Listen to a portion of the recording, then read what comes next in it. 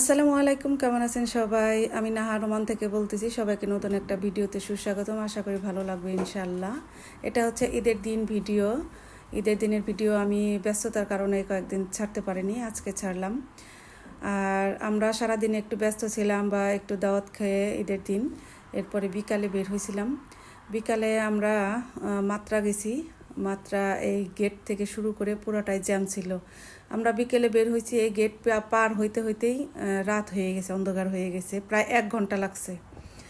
তো যাই হোক, আমাদের মতো সবাই গাড়ি নিয়ে বের হয়েছে ঈদের আনন্দ উপভোগ করার জন্য।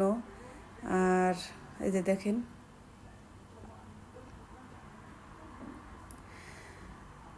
আসলে বিদেশ বাড়িতে ঈদের আনন্দ উপভোগ করার এটাই একমাত্র ওয়ে। আমি তো আর কোনো ওয়ে দেখি না। সবাই সবার বন্ধু বান্ধবের সাথে বাইরে মিট করে, কেউ বাসায় যায়, যাদের ফ্যামিলি আছে তারা বাসায় যায়, আর যাদের ফ্যামিলি নাই তারা সমুদ্র পাড়ে বা কোনো পার্কে মিট করে।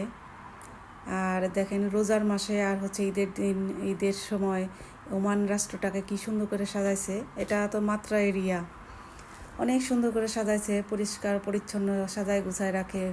রোজার সময় তো অনেক জমজমাট হয়ে যায় এই সব কান্ট্রি।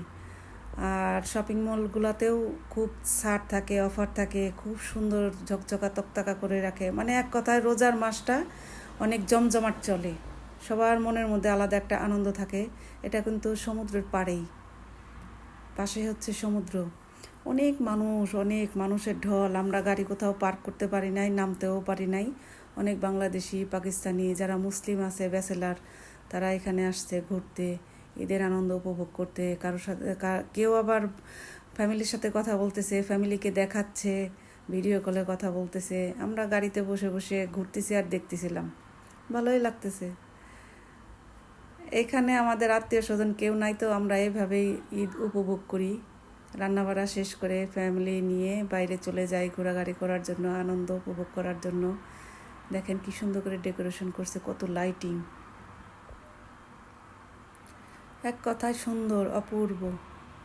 আলহামদুলিল্লাহ, আল্লাহ ভালো রাখছে, আল্লাহরে লাখ লাখ শুক্রিয়া।